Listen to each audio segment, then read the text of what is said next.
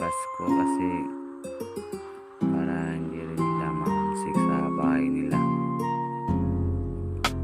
Kaya nilalabas ko, bantayan ko lang.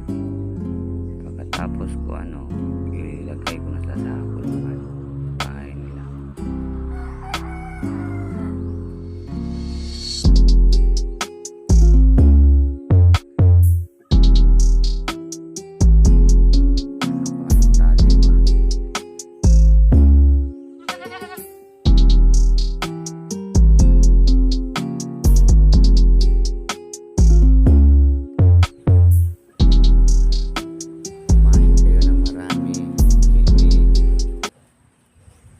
Ikaw din kasi buntis ka, kailangan kumain ka ng marami.